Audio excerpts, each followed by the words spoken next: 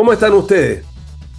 Hoy, en esta cita regional, antes de comenzar y de partir presentando a los comentaristas, quiero que usted me escuche un minuto para manifestar la molestia que tenemos los canales locales, como usted que nos ve, los canales locales que emitimos por cable, operadores. Somos más de 20 en Chile, estamos desde Arica a Punta Arenas. Y los parlamentarios de esta zona, a lo menos la gran mayoría de todo Chile, salvo el senador Francisco Chaguán, y además las palabras del senador Ricardo Lagos Weber, que no se manifestaron en la votación, sí las del senador Chaguán, votaron para aprobar y en el fondo rechazar, por suerte se rechazó para nosotros, que hubiera producido una tremenda discriminación en el sentido de que se entendiera solamente por canales locales y regionales aquellos que se ven por el espectro del aire, los que tienen concesión radioeléctrica. Y este que usted está viendo no tiene, ni tendrá, ni tendría acceso al financiamiento de las campañas electorales. Estamos pidiendo a los parlamentarios de esta zona y a los parlamentarios de toda la zona que se ocupen de esto y que eliminen esta tremenda injusticia, que usted, que es uno de nuestros telespectadores, debe estar en conocimiento. Creemos, como miembros de la Asociación Gremial AGTB, que tiene más de 20 y tantos canales locales y regionales en Chile, que esta discriminación entre los canales locales y regionales que están concesionados y que se ven por la frecuencia digital en el radio espectro eléctrico, nos discrimina. Gracias. Quiero presentar a nuestros panelistas. Hoy día tengo a Matías Mundaca, abogado. ¿Cómo está usted? Hola Rodrigo, muy buenas tardes, estimados amigos que comparecen a este pequeño debate. Saludamos al consejero regional Percy Marín. ¿Cómo está? Muy bien, Rodrigo, saludar también al panel, a los televidentes y también, y coincido lo que tú acabas de señalar, creo que es una causa tremendamente injusta que hay que naturalmente ponerle los acentos correspondientes. Saludamos al cientista político, profesor de la UAI, don Fernando Wilson. ¿Cómo está, profesor? Muy bien, afortunadamente, terminando ya semestre, saludar a todos los miembros del panel, digamos, y agradecer la invitación. Bueno, esta intervención que hice yo al principio se refiere fundamentalmente al complejo momento que vive el gobierno y que yo quisiera que analizáramos ustedes, porque aparte del financiamiento de los canales de financiamiento no posible a otros medios con la propaganda electoral, hay un tema de fondo que dice razón con que el voto es obligatorio o es obligatorio a media. ¿Es obligatorio para todos o es obligatorio para algunos? Y el veto el que está transmitiendo o queriendo, al parecer, reponer el gobierno, es que aquellos extranjeros que no son ciudadanos chilenos podrían no tener ninguna multa si cumplen con si incumplen con este beneficio que se le da en este país de poder votar. Y quisiera que conversáramos sobre este tema. eh, Indudablemente ustedes son personas del mundo político y además que conocen la historia. Quiero partir con usted, abogado Mondaca. Bueno, yo creo que hay que dividir dos cosas, porque aquí hay dos problemas presentes. Primero, la obligatoriedad del voto general y el voto inmigrante, que son cosas distintas. ¿Mm? Y que, por cierto, no necesariamente pueden tratarse de la misma manera. ¿Mm? Lo que sí es preocupante es que efectivamente se establezca o se restablezca el voto obligatorio eh, sin que le apareje alguna sanción. El derecho trabaja sobre la base de imponer conductas que en el caso de no ser cumplidas tienen una sanción. Si usted mata a alguna persona, tiene una sanción. Si usted estafa a una persona, tiene una sanción. Si usted se pasa una luz roja, tiene una sanción. Toda norma tiene una especie de garante o de amenaza de alguna consecuencia para quienes no cumplen estas normas. Y en todo orden de cosas, en el derecho civil, en el derecho constitucional, en el derecho penal, hasta en las leyes del tránsito. Entonces, imponer una obligación sin que se establezca una sanción por el incumplimiento, naturalmente que debilita completamente la norma y la hace prácticamente inaplicable. Si efectivamente el gobierno quiere reponer esta indicación y señalar que sí el voto es obligatorio y que consecuencialmente a ese voto el incumplimiento de esa obligación, la obligación de carácter constitucional y legal, tiene que llevar aparejada una sanción. Y yo estoy de acuerdo con eso. Ahora, respecto del voto del inmigrante, aquí se hacen una serie de cálculos, en fin, una serie de cuestiones que mucho no tienen que ver con el tema del voto inmigrante. La izquierda dice que el voto de los inmigrantes es mayoritariamente venezolano y que por lo tanto no se verían beneficiados los votantes o los candidatos de la izquierda, sino que básicamente los de la derecha y por lo tanto sería un aumento artificial del caudal de votos en favor de ciertos candidatos. Pero en verdad, esa es una especulación que no tiene ningún asidero. No hay ningún estudio que diga que un venezolano va a votar a favor o en contra de tal candidato. Yo tengo la impresión de que si ya tienen el derecho a sufragar, deben ejercerlo, y si no van a sufragar, tienen que pagar las consecuencias, al igualmente que lo hacen los ciudadanos chilenos. Por lo tanto, tiene que haber una igualdad ante la ley y por lo tanto también tienen que ser sancionados si es que no van a emitir su voto. Eso para partir. Profesor Wilson, mirándolo desde afuera, eh, uno podría pensar de que el solo hecho de buscar esta diferencia es una especie de intervención a la elección, una especie de intervención para poder tratar de que las cosas cambien, porque si fuera como se dice en economía, ceteris paribus, todas las variables iguales, es decir, ¿por qué esta diferencia? Y a quién afecta y a quién no afecta. Y ese es un tema que me gustaría que usted me ayudara a discriminar. A ver, antes que nada, efectivamente los venezolanos son una comunidad extremadamente grande dentro de Chile, al menos la mayoritaria dentro de la comunidad migrante. Y sí, podría sostenerse que personas que se vieron obligadas a abandonar su patria por causa de la lamentable situación económica que ellos viven, podrían encontrarse inclinados, y hay algunas encuestas que así lo demostrarían, inclinados a votar más bien a favor de la oposición que de posturas de izquierda como las del gobierno. Pero no son los únicos migrantes, también hay colombianos, peruanos, bolivianos en cantidades realmente grandes que tienen probablemente visiones que siguen un desglose de curva de Gauss tradicional, digamos, por lo tanto no es posible presumir opiniones. Ahora, siendo bien sincero, a mí me parece que el problema radica no solamente en el aspecto técnico que mencionaba Matías hace un momento atrás, sino que en un nivel incluso superior que tiene que ver con el compromiso con las instituciones. Acá nosotros estamos básicamente torciéndole la nariz a un principio básico que regula la representatividad electoral. Contra lo que parece que la izquierda pensaba, los sectores bajos tienden a votar más bien por sectores que le proveen orden y seguridad, orden y progreso. Por lo tanto, contra lo que esperaban, se han encontrado con que, digamos, más bien el voto de izquierda tiende a ser un voto ABC1, al menos como lo demuestran las encuestas. Eso hace que Perdone que ellos te tengan... interrumpe, profesor, pero Sí, en el Mercurio de Santiago de hoy día que estamos grabando día viernes, aparece un cuadro sobre la proporción de inmigrantes extranjeros que hay en todo Chile en diferentes comunas. Y sucede que es en que iba a muchas eso. comunas de Santiago que la izquierda tiene y que podría perder, hay mayor... Recoleta, Claro, Santiago, Estación claro, Central. exactamente. Exacto. Sí, pero eso es que ese es exactamente mi punto.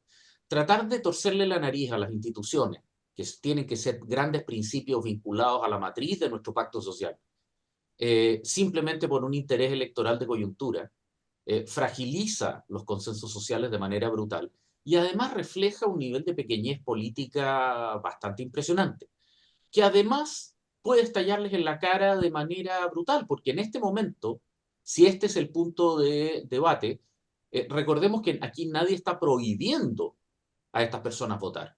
Y el gran pánico, como ya algunos analistas han estado mencionando en los últimos días, es que más bien las elecciones en Venezuela, que tienen lugar el 28 de este mes, generen una crisis que tienda a hacer que el votante extranjero, y sobre todo el votante venezolano, quiera ir a votar para prevenir el retorno de un, más bien la llegada de un modelo, digamos, populista de ultraizquierda, siguiendo los matrices de la Chloe Mouffe. Si bien eso no parece ser una probabilidad inminente en Chile, evidentemente la izquierda está en una postura defensiva brutal que, combinado con los resultados de encuestas que muestran que el gobierno, y particularmente el Frente Amplio, tiene mucho más aprobación en sectores, digamos, de clases medias y medias altas, y que los sectores bajos, por el contrario, tienen un nivel de desaprobación al presidente del 19%, más bien un nivel de aprobación del presidente de solo el 19%, están tratando de sacar por secretaría o preservar por secretaría cualquier situación que ellos perciben pudiera ser un riesgo. Ahora, esto parece ser más bien una reacción anímica. Hay personas que pertenecen más bien al socialismo democrático que plantean directamente que la izquierda va a ser arrasada en estas próximas elecciones municipales. La verdad no sé si eso es tan así, pero parece ser que en la temperatura ambiente es una reacción más bien de miedo con la que ellos están funcionando y que los lleva a hacer estos verdaderos bochornos institucionales que son sencillamente impresentables. Si más aún el veto presidencial, que se supone el ministro Elizalde va a presentar la próxima semana, eh, incluye la palabra ciudadano y no elector, como lo hace la Constitución, esto ya se vuelve impresentable. Digamos, es simplemente un bochorno de primera magnitud. Percy Marín, Sí, yo la verdad es que coincido con la última intervención. Yo creo que el gobierno hoy día está actuando de una manera más que improvisada, porque la improvisación es parte de su impronta, de su tónica permanente. Yo creo que está con la calculadora en la mano, viendo cómo, en definitiva, se generan las mejores condiciones para lograr tratar de tener un resultado lo más óptimo posible para ellos. Porque claro, la temperatura ambiente es absolutamente adversa a lo que ellos han estado haciendo y en ese sentido no tienen, yo diría, perdieron todo escrúpulo para incluso vulnerar principios elementales de la democracia. Y esto es tener las reglas claras del juego previo a cualquier ejercicio electoral. Hoy día estamos viendo que para cada ejercicio electoral tenemos elecciones de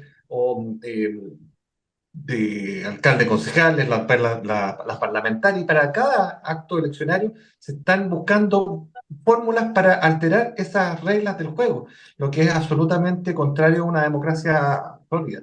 Y la verdad es que veo con bastante preocupación. Yo espero que ojalá los pocos sensatos que quedan en el gobierno tengan la fuerza suficiente para que en definitiva esto cambie y que en definitiva quede el voto como se planteó en un principio, que era el voto obligatorio. Siempre he sido partidario del voto obligatorio, no me gustó cuando se cambió a voto voluntario. Yo estaba de acuerdo con la idea de que siguiera el voto obligatorio y quizás lo que es la inscripción de los registros electorales, a lo mejor no automática, pero ya que están naturalmente ya con la inscripción automática, el voto obligatorio era una cuestión que llegó para quedarse. Hoy día, lamentablemente, están buscando más que fórmula, incluso eslogan, como de un parlamentario del Frente Amplio que señaló que era un sistema antipobre, que eso ya creo que es la guinda de la torta. Cuando es exactamente lo contrario. Exactamente, absolutamente. Toda la razón, porque el electorado del Frente Amplio está claro que obedece a un sector de clase media alta. Es una cuestión bien rara como fenómeno, pero eso es así, en los sectores más vulnerables, donde les ha tocado más fuerte, le ha impactado de manera más brutal el ejercicio de un gobierno que lamentablemente no ha estado a la altura. Recordemos que, de hecho, hace pocos días, subimos la noticia de que ni siquiera han sido una cuestión tan elemental y básica, los útiles escolares. Los útiles escolares, llevamos avanzado más del primer semestre y no han llegado los útiles escolares a los más pobres, que es una cuestión que prácticamente no hacer nada, llegar y sentarse en el escritorio y las cosas funcionan, pero hasta esas cosas no funcionan. Entonces, claro, lamentablemente los que más sufren son los más pobres. ahora, increíble, ya que toca eso, indudablemente a mí lo que más me revelo, no logro entenderlo, es decir, que suceda esto en el siglo XXI, en el año 2024, que haya más de Absolutamente. 1.500 niños que no pudieron entrar a estudiar, que no fueron aceptados, y Pero que eso es un y retroceso ahí hay brutal, por Rodrigo. y hay Es un retroceso es un tema gravísimo. gravísimo. Y ellos prometían educación pública gratuita y de calidad. Exactamente, educación es el núcleo del planteamiento. y digamos las cosas por su nombre, destruyeron la educación pública. Si los colegios emblemáticos los hicieron pebre, o sea, ni siquiera se ha desmejorado, los destruyeron completamente. Y la lógica, para, en definitiva, en cierto modo, porque cuando uno ve las filas que tienen que hacer las familias para tener a sus hijos en una escuela que le quede cerca o que les guste, es impresionante, es una cuestión que realmente atenta contra los derechos humanos, los derechos fundamentales. Y de ahí nadie se preocupa. Y eso lamentablemente es una situación que ya la gente se ha tenido que acostumbrar a convivir con esa realidad que antes no existía. Entonces, cuando se supone que las cosas cuando avanzan van mejorando. En este caso, yo siento que vamos en un retroceso que no es un retroceso paulatino, de poco tiempo, no, es un retroceso brutal y de alto impacto. Quiero tocar otro tema antes de terminar este primer bloque, un tema que yo lo miré con mucha curiosidad, que fue la última sesión de la Comisión Investigadora de los Incendios y el resultado de aquello. Mm. El resultado en el cual el diputado de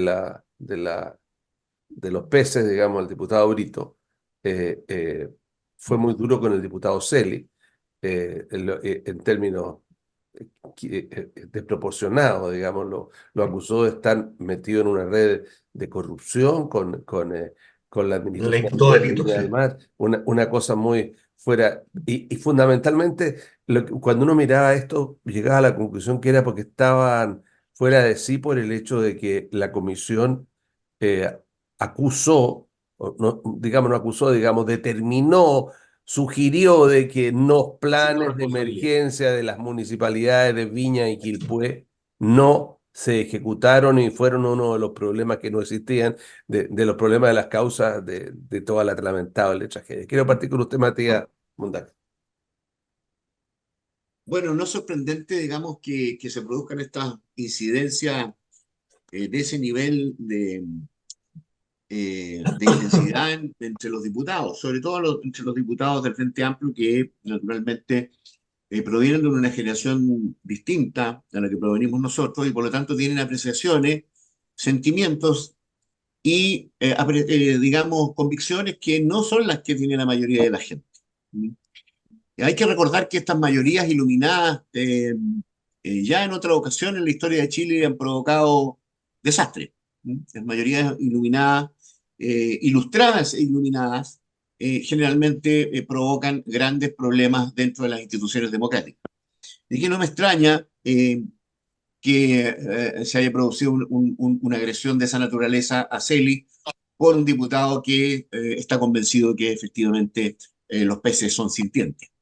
De manera que ese es un Y detalle. el verdadero sintiente era Celis, porque lo trató como la carabina, digamos. Bueno, Se sintió como la carabina. Que Celis contrate un abogado para que le tire una querella criminal al diputado y se resuelvan las cosas donde deben resolverse, no en las redes, ¿Usted se ofrece, Mundaca? no. ¿Cómo? ¿Usted se ofrece para defender al diputado Celis? Yo no, ya no estoy en edad de ofrecerme para nada, pero indudablemente las cosas se tienen que resolver donde se tienen que resolver. Ahora, esta generación de políticos cree que las cosas se resuelven en las redes sociales. ¿Mm? La red social es su tribuna, es su ring de combate, ¿no es verdad? Y cree que se creen y creen que esto lo resuelven de esa manera, funando, cancelando, en fin, realizando una serie de cosas que en definitiva lo que hay que hacer funcionar es la institucionalidad. Cuando alguien se va a sentar frente a un tribunal y tiene una amenaza de una pena al frente, la perspectiva cambia. Y probablemente, lo más probable es que el diputado le pida disculpas de rodillas al diputado ofendido y con eso se termine el conflicto.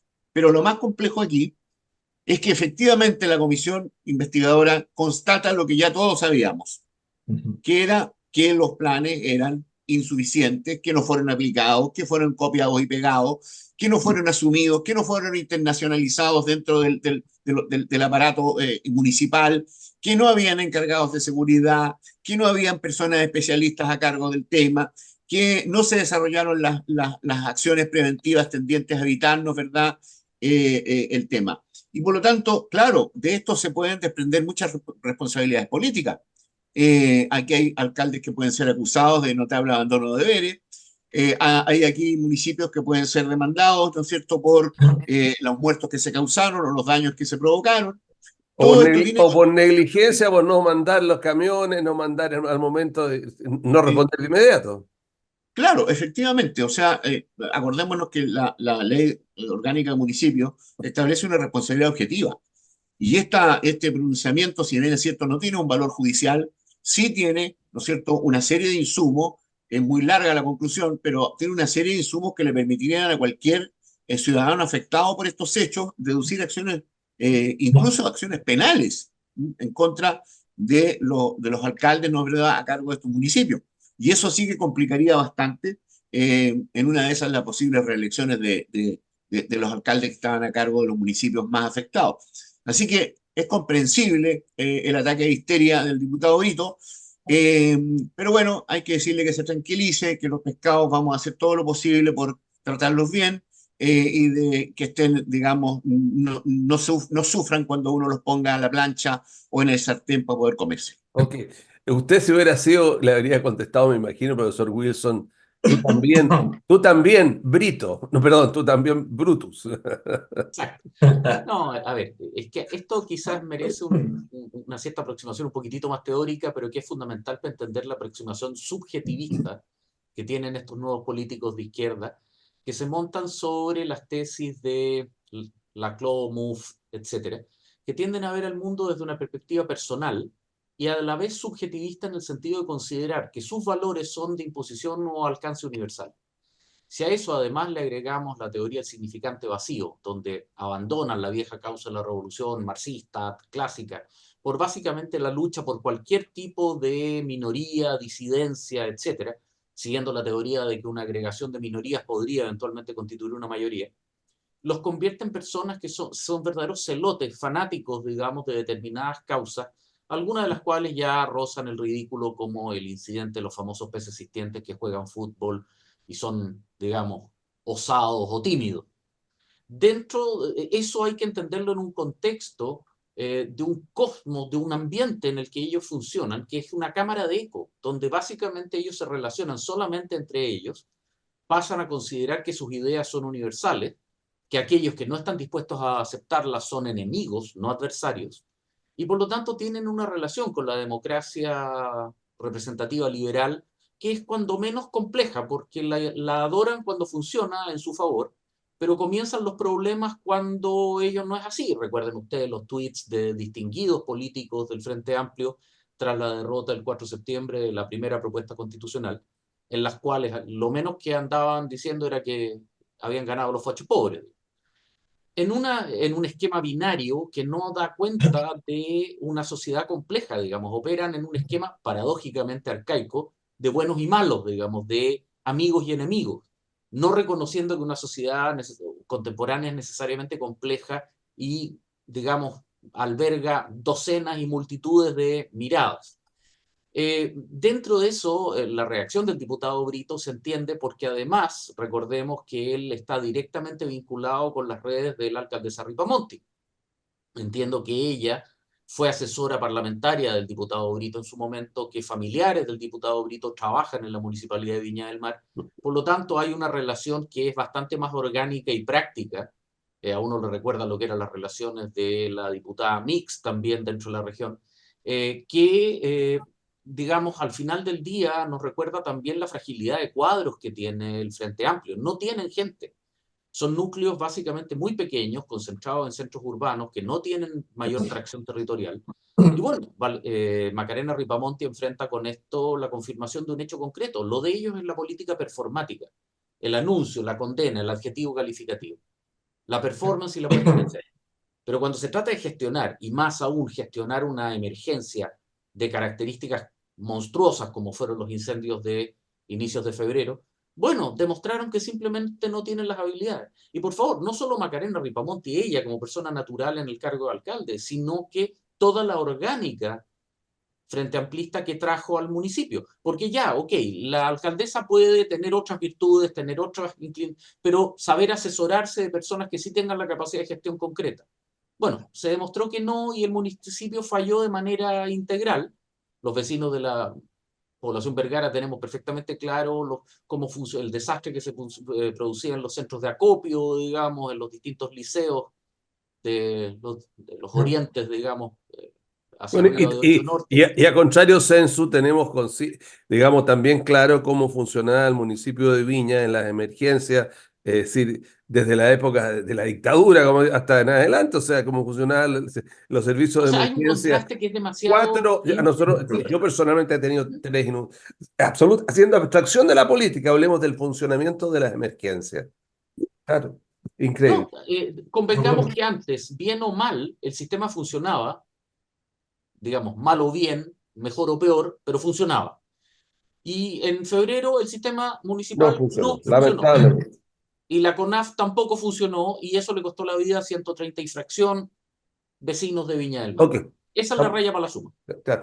Percy, Sí, sí, obviamente coincidiendo con todos ustedes, y creo que aquí el Frente Amplio se vio en una situación muy compleja porque la verdad es que se ve, no es ninguna no es sorpresa, digamos, que el resultado ya se esperaba y ante eso recibir un golpe tan adverso a sus amigos, a su lote de amigos, obviamente que los hizo en cierto modo desesperarse y decir las cosas que en este caso dijo Víctor respecto de Celi.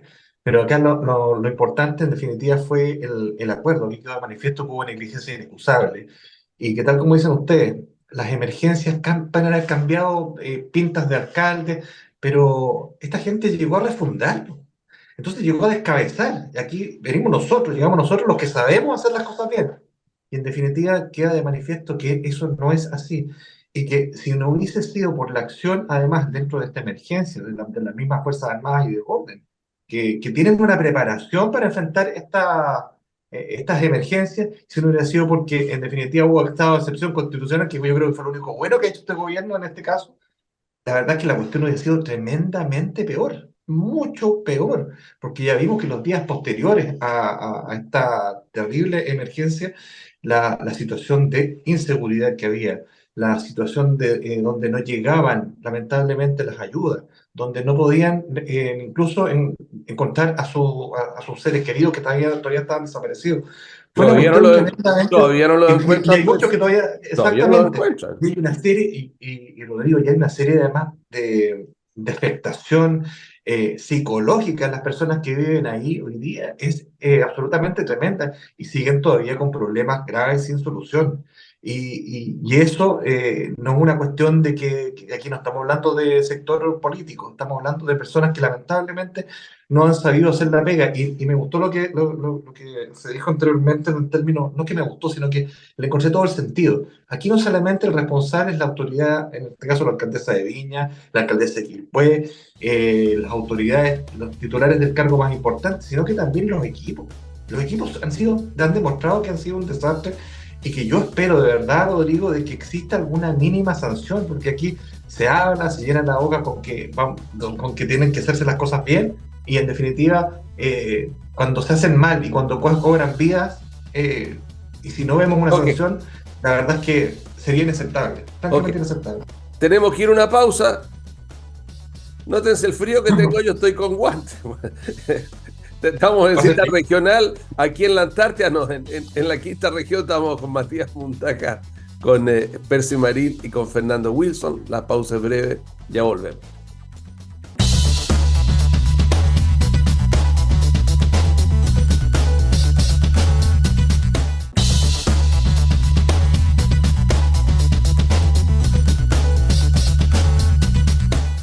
Continuamos en la segunda parte de esta cita regional. Hoy día estamos con el abogado Matías Mundaca, con el consejero regional Percy Marín y con el profesor Fernando Wilson.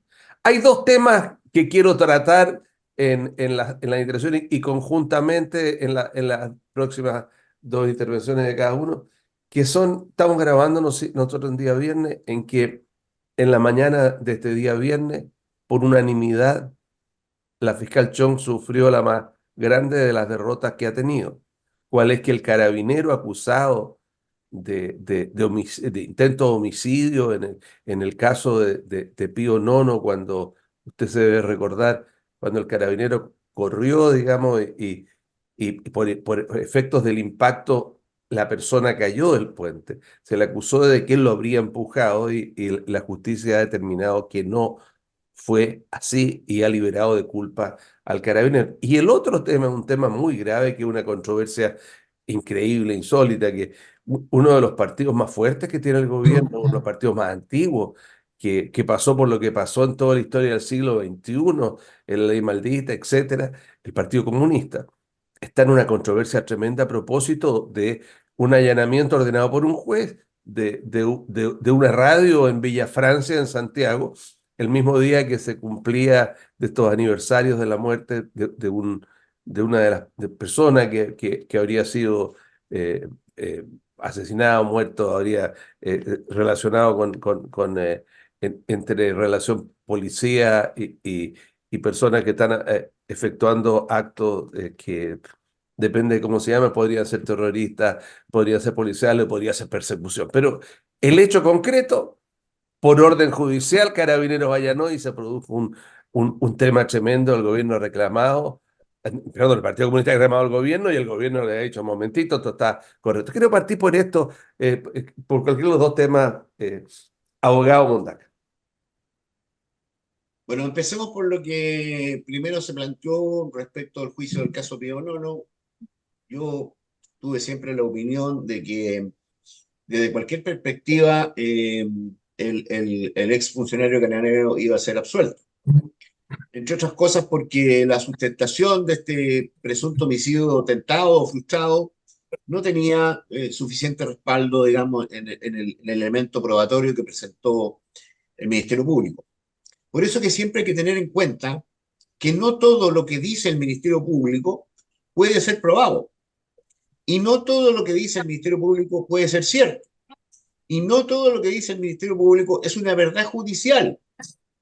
Hay una tendencia en Chile en confundir las funciones del Ministerio Público con las funciones de los tribunales de justicia. Entonces dice: vamos a hacer la denuncia de este delito a la justicia. La justicia no investiga absolutamente nada. Aquí hay un organismo autónomo a nivel constitucional que tiene sus controles, tiene su jerarquía, que es el que de alguna manera u otra investiga, reúne las pruebas y si las encuentra suficientes, procede a acusar a los ciudadanos que pueden ser objeto de una investigación penal, que es un riesgo que podemos estar sujeto todo el mundo. Es un riesgo aceptable en una sociedad como la nuestra, en que podamos ser objeto de alguna acusación por parte del organismo que investiga. Pero eso no quiere decir que los hechos sean ciertos, que haya suficiente prueba para condenar y que las personas, por ser formalizadas y puestas en prisión preventiva, estén condenadas.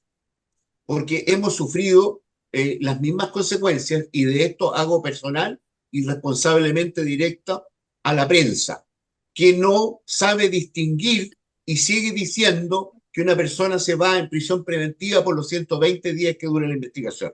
No entienden cómo funciona el sistema. Y por lo tanto, como no entienden cómo funciona el sistema, los ciudadanos están mal informados. Y como están mal informados, creen que porque una persona está formalizada es culpable. Y no es así. La persona, para que sea declarada culpable o inocente, tiene que pasar por un juicio oral. ¿Qué es lo que pasó este funcionario de Carabinero? Que sufrió algunas consecuencias graves, que seguramente van a tener que ser indemnizadas por el Estado, como ser, por ejemplo, perder su cargo, ser suspendido de su cargo, ser puesto en prisión preventiva, no es verdad, privado de libertad, sujeto a un juicio oral larguísimo, que seguramente le representó costos personales y familiares, y que si el tribunal estima que no hubo ninguna posibilidad concreta de ser condenado, indudablemente el Ministerio Público va a ser condenado en costa. Así que... Perdón, abogado, para que la gente lo entienda. ¿Y qué sucede con la pérdida de su trabajo? ¿Qué le repara el daño, el honor? ¿Qué significa aquello para el imputado que ha salido libre? ¿Cómo se resarce eso? Hay una acción civil de perjuicio por una actuación notoriamente ilegal o arbitraria del Ministerio Público, que se trata de un largo juicio, no es verdad, un largo juicio que se tiene que hacer en contra del Consejo de Defensa del Estado, para lograr una indemnización por una actuación arbitraria o ilegal del Ministerio Público. Esto no tiene nada que ver con el horror judicial. Esto es simple y sencillamente una demanda por responsabilidad civil en contra de la actividad de investigación arbitraria e ilegal que realizó el Ministerio Público. Eso, de hecho, hay sentencias que han condenado al Ministerio Público a pagar, ¿no es cierto?, o al Estado a pagar indemnizaciones por esta clase de persecuciones arbitrarias. A mí me parece que en el caso de Pío Nono estaba claro desde un principio que no había dónde sujetar, digamos, el caso y yo, derechamente, si hubiera sido fiscal, no habría perseverado con esa acusación. Porque la derrota para el Ministerio Público, después de todo el alcance y la resonancia que tuvo este caso, es muy, muy significativa. Ok. Profesor Wilson. A ver, en lo jurídico no tengo nada que hacer frente a la experticia de Matías, pero solamente recordar que la fiscal Chong, al igual que algunos miembros de la judicatura, el juez Urruti, etcétera, representan una dinámica de activismo judicial que adquirió algún tipo de moda en Chile en los últimos años y que durante el periodo del estallido social se convirtió en una suerte de vanguardia vociferante de vigilantes en el sentido americano del término, personas que buscaban hacer justicia más allá de la ley, se saltaban, recordemos que el juez Urrutia se salta, digamos, su autoridad, sus digamos, ámbitos de competencia, y en el caso de la fiscal Chong tiene posteos en redes sociales que son abiertamente partisanos, digamos, muy lejos de la postura y la actitud que debería tener un persecutor público.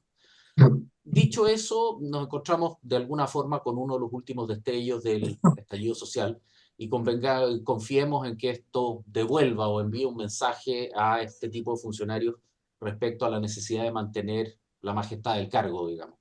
Recordar que ocupan una función, representan al Estado de Chile en una función particularmente relevante. Dicho eso, el caso de Villafrancia, por el contrario, me parece incluso mucho más grave. Primero terminemos con el anterior y luego la otra pasada. Perdón, no, perfecto. No, es simplemente eso, que en términos prácticos, el caso Pío Nono no es nada más que la punta del iceberg de una situación crítica en la cual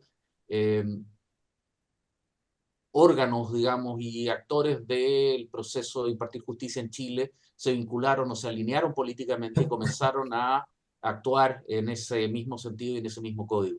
Y bueno, confiemos que la opinión suya es de que la fiscal Chong, más que fiscal, es una activista.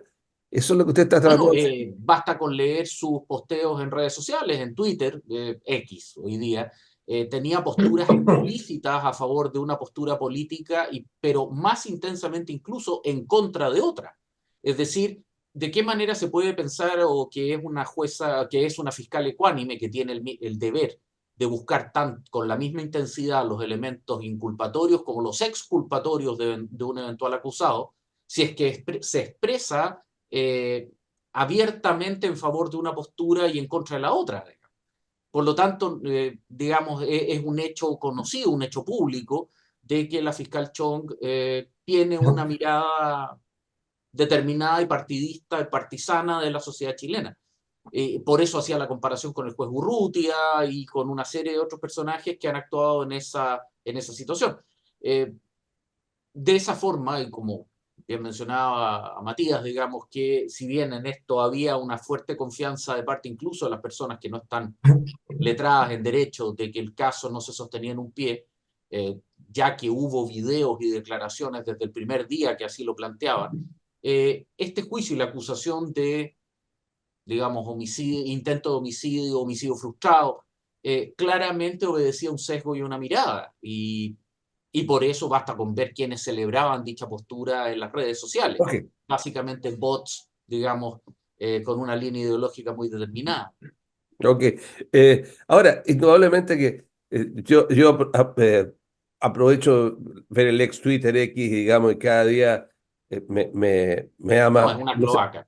Y la gente como, sale alguien con algo y sale el resto con una cantidad una cosa, una grosería, pero tremendo. Y eso son las redes sociales. Cloaca. Claro. Es un lugar al que hay que ir solamente a mirar, a ver un par de cosas.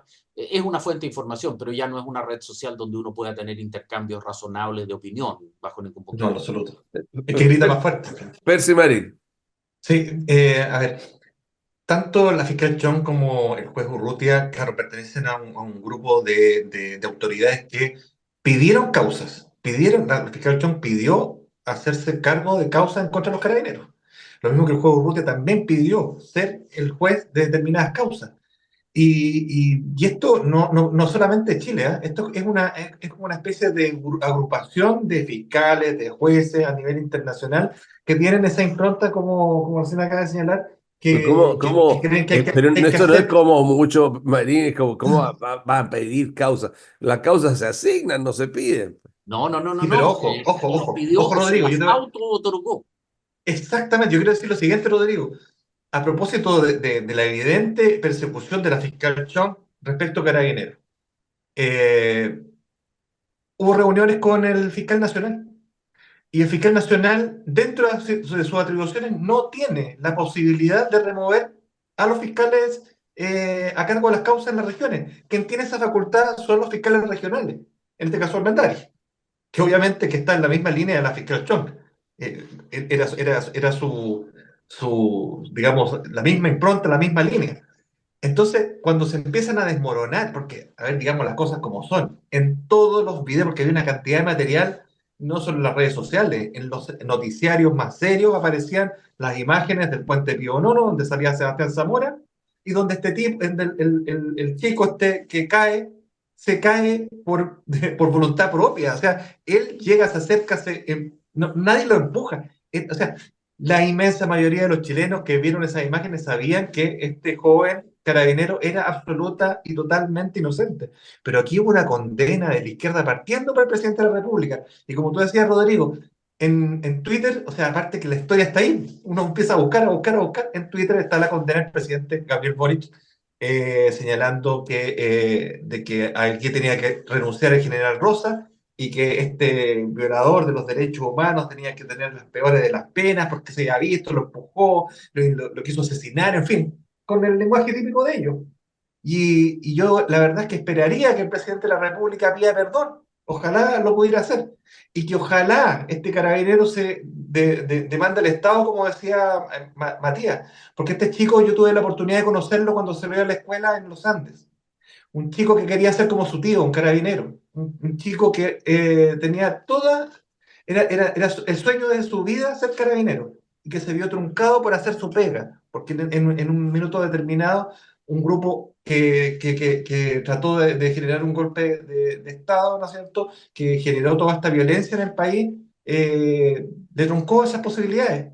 Por lo tanto, yo creo que aquí debiera haber justicia real. Yo veo que hoy día los tribunales están sobreseyendo un número importante de causas respecto a carabineros que se han ido absolutamente desenmascarado en términos de que efectivamente eran denuncias al voleo, lo que hizo el Instituto de Derechos Humanos, por ejemplo. La inmensa mayoría de las denuncias que hizo el Instituto de Derechos Humanos ni siquiera llegaron a ser investigadas porque no había ni siquiera un mérito para ser investigadas. No había absolutamente nada. Y las que están siendo investigadas por el Ministerio Público se están cayendo porque también no existían pruebas reales, sino que eran dichos, eran denuncias al voleo. Entonces, yo la verdad es que espero de que esto sirva un poco también para que se vuelva a recuperar el sentido común y, por supuesto, el imperio del derecho, que lamentablemente se vio tremendamente afectado por toda esta situación. Abogado Mundaca, conversemos el tema de Villa Francia. El tema de Villa Francia, el Partido Comunista reclama la intervención, dice que fue ilegal, pero entiendo de que la actuación era, como dice el gobierno, es una actuación que emana de una orden judicial y que al encontrarse armas en diferentes lados que no estaban escondidas y explosivos, que estaban por todos lados y la gente que estaba ahí, la interpretación sería de que estaban a disposición de todos y que todos tenían la posibilidad de tomarla y que todos, digamos, o la mayoría, digamos, de una u otra manera van o quedaron en el proceso acusados de lo que significa tamaña cosa. ¿Cuál es su visión? Bueno, hay que partir de la base de que existe un sistema de investigación de los delitos que tiene que pasar por varios filtros antes de lograr una orden intrusiva o una vulneración de un derecho como es la privacidad de un domicilio o la libertad de una persona. El juez no actúa solo, el juez primero tiene que recibir toda la información que ha recabado la Fiscalía a través de los informes policiales que le llegan, ¿no es verdad?, sobre la actividad ilícita que se está cometiendo en algún lugar. Sobre la base de esos antecedentes, declaraciones de testigos, informes, algún tipo de agente encubierto, sobre esa base, el fiscal a cargo de la causa solicita por escrito y con todos los antecedentes al Tribunal de Garantía competente, que se llama, por eso, se llama juzgado de garantía, no se llama juzgado de instrucción, se llama juzgado de garantía. No nos olvidemos de que nosotros tenemos un juzgado de garantía para velar porque las garantías de las personas, tanto las víctimas como los imputados, sean respetadas. Así que eso de hablar de activismo judicial creo que está fuera de todo tenor, porque objetivamente nuestro sistema está organizado así. Si ustedes quieren cambio en el sistema, ese es otro problema. Pero nosotros tenemos organizado sobre un sistema, un organismo independiente, que es el organismo que investiga y persigue, y los tribunales de garantía, que son los que controlan que este organismo no se salga de madre, ¿no es cierto?, y no comete ilegalidad. Bueno, en este caso, ¿no es verdad? Como en otros casos más, el Partido Comunista ha comentado, ¿no es verdad?, y se ha pronunciado sobre presuntas ilegalidades que habrían ocurrido dentro de este procedimiento. Y ha reclamado especialmente porque se habría procedido a llenar a un comedor popular en donde al parecer también se encontraron algún tipo de munición o explosivo. El tema aquí consiste en que el sistema tiene que funcionar para todos igual. El Partido Comunista no puede pretender porque se allana un comedor popular o porque son sectores populares los afectados por una medida intrusiva, sea una injusticia o un acto de justicia. Es un acto que además fue confirmado por la ilustrísima Corte de Apelaciones, porque no todos quedaron en prisión preventiva y la Fiscalía atendió la gravedad de las penas que tienen los delitos de tenencia ilegal de armas de fuego y explosivos. Indudablemente que la libertad de las personas puede ser considerada un peligro para la seguridad de la sociedad. Y además está la circunstancia de que la tenencia o posesión de explosivos o municiones, ¿no es verdad?, o armas, es un delito que puede cometerse por una posesión común o conjunta. No solamente la persona en cuyo velador se encuentra un arma es autor del delito, también pueden serlo las personas que tienen conocimiento y que tienen poder de disposición del arma. Es decir, aquí se sanciona no solo la persona que lleva la pistola al bolsillo, sino que además aquella persona que tiene dentro de su esfera de custodia la pistola. Por ejemplo, yo soy dueño de la pistola y se la paso a un hijo mío. Y al hijo mío, no es verdad, lo imputan por tener ese. Bueno, yo también soy responsable, porque está dentro de mi esfera de custodia. Entonces, esto de decir que estas son atribuciones digamos, es natural, son atribuciones de imputaciones que son preliminares. Esto puede cambiar en el curso de la investigación, pero por el momento la Corte, la ilustrísima Corte estimó que había que mantener a estas personas en prisión preventiva por digamos, las necesarias diligencias que requieren de su presencia. Por lo tanto, no creo ni considero que haya que hacer juzgamientos, digamos, de una naturaleza u otra, o atribuir el sentido político de una naturaleza u otra, porque este es el sistema que tenemos y nos guste o no, tiene que funcionar, y funcionó. Clarísimo, profesor Mundaca, su charla sobre el derecho penal actual. Muy bien. Profesor Wilson. No, solo insistir desde la perspectiva política que aquí nos encontramos con uno de los problemas fundamentales del Partido Comunista, que al no tener propuestas de futuro, al estar amarrado y anclado a una visión de mundo que data de la década del 1840, el manifiesto del Partido Comunista, recordemos que es del año 1848, ellos diseñaban, veían un mundo colectivista en el contexto de lo que sería después la segunda revolución industrial.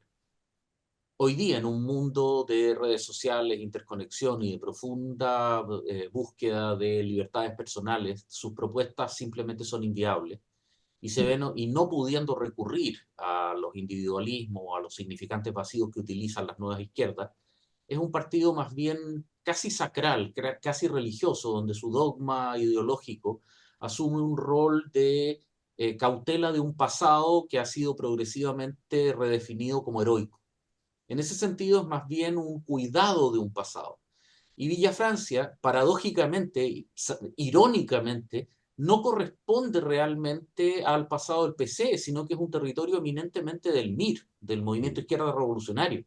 Los hermanos Vergara Toledo, de hecho, y la familia Vergara Toledo, tiene una pésima visión del PC.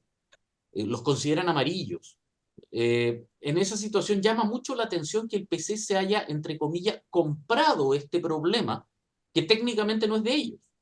Sin embargo, cualquier alusión a lo que representó, digamos, lo que ellos consideran un pasado heroico, inmediatamente lo compran y ahí se ve el quiebre entre los viejos cuadros. Recordemos un Lautaro Carmona que era casi el secretario general eterno del PC, lo fue bajo Gladys Marín, posteriormente bajo Guillermo Tellier, que hoy día no es el presidente más que provisorio porque tiene que ser ratificado a fines de año en un congreso, reacciona acercándose a los sectores más radicales de su propio partido, le debe en buena parte su presencia en el cargo al propio Daniel Jadwe, y comenzamos a ver un PC que versus el manejo estratégicamente mucho más hábil que se conducía bajo Tellier, como lo dijo el propio senador Núñez, digamos, cómo se extraña, cómo se lo echa de menos, hoy día comienza a actuar de manera testimonial para vincularse con los viejos tercios, mientras los sectores más jóvenes, sobre todo los ministros que están en el gobierno, comienzan a tener planteamientos, los que han sido definidos como los sub-50,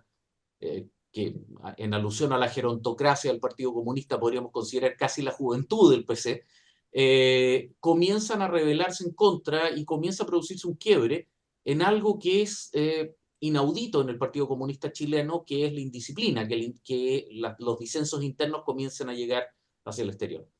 Ahora, eso, para cerrar la idea, no deja de ser llamativo por cuanto el PC chileno es uno de los últimos partidos comunistas del mundo. Y además un partido comunista ortodoxo, en el sentido clásico moscovita, digamos, no pro-chino, es casi, digamos, un resto arqueológico. Recordemos que hay países, hay grandes democracias consolidadas, como Alemania, por ejemplo, que tienen al Partido Comunista prohibido, derechamente, al igual que el Partido Nazi, por supuesto. Pero no solamente eso, sino que en el resto del mundo su obsolescencia intelectual es evidente. Por lo tanto, hoy día ha quedado en Chile convertido en guardianes de un pasado heroico, o que ellos consideran heroico, y por el otro lado, me atrevería a decir una agencia de empleo. Recordemos las declaraciones de Juan Andrés Lagos cuando lo echaron de su rol de asesor externo del Ministerio del Interior. Realmente parecía un sketch de Lelutier, digamos, la conferencia de prensa de 27 minutos de Lautaro Carmona defendiendo a quien era un asesor. Parecía como si hubieran echado a un ministro, a un subsecretario. Ok, Una clarísimo. escena arcaica. Ok. Percy Marín, Sí, yo creo que no nos debiera sorprender si este es el Partido Comunista, siendo el Partido Comunista de Chile. Recordemos que hace poquito tiempo, cuando sucedió todo lo que sucedió con Jadwe, pusieron en situación de tensión con el gobierno, incluso señalaron de que esto podía generar algún tipo de agitación en términos sociales, ¿no es cierto? Recurrieron a organismos internacionales, porque claro, en el caso de Jadwe, porque es comunista, obviamente, per se y por derecho es inocente. Ahora con lo que pasó en Villa Francia, ¿qué es lo que dijo el Partido Comunista? Que había una especie de persecución y que en el gobierno había también una especie de anticomunismo. ¿Ya? Y recordemos la reacción de Toá, que fue bastante adversa a lo que dijo Lautaro Carmona. No deja de preocupar porque se ve que el gobierno está permanentemente tratando de tranquilizar al Partido Comunista, que hoy día está, diría yo, reivindicando lo mismo que ha reivindicado siempre. Lo que pasó en la Villa Francia es prácticamente inaceptable que el Partido Comunista empiece a justificarlo. Recordemos que lo que encontraron fueron armas. Además, uno de los detenidos trabajó para el gobierno de Michelle Bachelet y también había trabajado para este gobierno. O sea, claramente que hay nexos, hay amistades, hay cruces entre las personas que actúan. Porque recordemos que en la Villa Francia hay activismo político bastante ultra, por decirlo de alguna manera. Ahí es donde los carabineros han tenido los mayores problemas, donde han tenido incluso bajas importantes y donde obviamente de ahí parten todas las consignas, que la lucha continúa, en fin.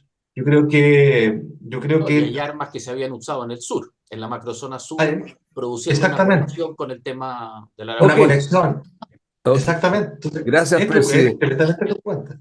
Ya. Bueno, pero ese es el problema de la política, po. La política, el ultrismo está también en la derecha. En la izquierda y en la derecha no se corta con los ultristas, porque también tienen voto. Entonces, es el problema de la política. Los ultristas existen, no, aquí no los hemos proscrito. Muchas gracias, Percy Marín, profesor Wilson, abogado Mundaca, su minuto final, abogado Mundaca. Bueno, yo desde el punto de vista de lo que hemos tenido como conversación hoy día, es muy importante que nuestros auditores y televidentes se enteren claramente que existe un sistema que funciona, un sistema legal, con garantías para las partes, un sistema que está dividida la función de investigar, con la de acusar y en definitiva condenar, que existe el derecho a la presunción de inocencia, que no todo lo que sostiene el Ministerio Público puede ser probado y que no todo lo que se sostiene el Ministerio Público puede ser verdad o tiene que ser verdad.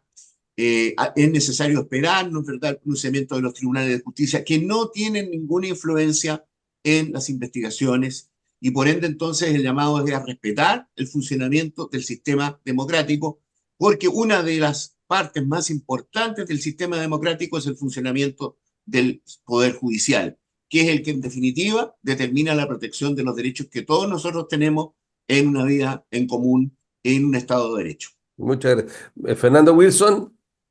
No, solamente recordar el hecho de que todos los excesos o todas las radicalidades normalmente tienen un reflujo, que estamos en ese reflujo y que afortunadamente nuestras instituciones, más allá de los intentos de distintos sectores, continúan teniendo una vitalidad y una capacidad para poder enfrentar estas circunstancias y donde las radicalidades quedan expuestas como lo que son más temprano que tarde. Recordemos eso, esto ocurrió pocos días antes del primer aniversario, el 18 de octubre, el caso Pío Nono, y fue lo que comenzó a encender las llamas de lo que fue un momento particularmente brutal ese domingo. Hoy día nos encontramos con este fallo del caso Pío Nono y con una defenestración completa del proceso. Y en el caso de Villafrancia yo lo veo casi como el requiem trágico de una visión ideológica completamente desconectada de la realidad, de un mundo que no ha logrado entender en qué circunstancias poder insertarse al Chile moderno y contemporáneo, que con todas sus virtudes y defectos es el Chile real, no el que se quiere imaginar seguir pegado en la década de los 80, digamos, reivindicando un supuesto heroísmo. Muchas gracias, Percy Marín. Sí, yo quiero cambiar un poco el tema, referirme a algo que estamos haciendo desde el gobierno regional, que es una política pública que nace del gobierno regional, que es la adquisición de 1.000 catres clínicos para los enfermos postrados, dependientes, que están en las casas, sus familiares o de sus cuidadores, donde nosotros los entregamos a través de los CEFAM en fórmula de comodato. Cuando deje de ocuparlo, pasa para otra persona. Creo que ha dado muy buenos resultados, lo hemos estado entregando a través de la región. Y en esto quiero señalarlo, hemos estado los 28 consejeros más el gobernador regional de acuerdo. Por lo tanto, la transversalidad de este proyecto que es importante para darle un alivio a los cuidadores que lamentablemente muchas veces se ven ellos afectados, incluso su salud personal, problemas en la columna, problemas también de diversas índoles. Y nosotros con no muchos recursos, estamos hablando de 1.200 millones más o menos, estamos entregando esto que es un aporte para esa Muchas tremenda gracias. carga. También hay un tema que usted tiene que tener claro, señor telespectador, de que es insólito que en esta región todavía no tengamos, pasen ya una buena cantidad de días, no se nombre una ceremonia de educación y se haya ido al tacho el tema de la neurociencia, digamos. Lamentable. No, Un- eso, Bueno, y al terminar quiero volver a decir, la próxima semana va a haber un veto del gobierno. Nosotros y este canal espera y confía en que no solamente en las palabras, sino en los votos, y expresamente en lo que significa el senador Chaguán, el senador Latorre, el senador Lagos Weber, el senador Piu y la senadora Allende, resguarden los derechos de que haya igualdad en todos los canales locales y regionales y que estemos allí incluidos los permisionarios que tienen concesiones y los canales de cable que operamos a través de cable operadores. Todos canales locales y regionales. Dejen fuera, indudablemente, a los ilegales que transmiten ilegalmente en el radio espectro eléctrico. Pero nosotros, al igual que los concesionarios de radio espectro eléctrico, tenemos el derecho de poder tener financiamiento electoral si eso se aprueba. Que estén ustedes muy bien.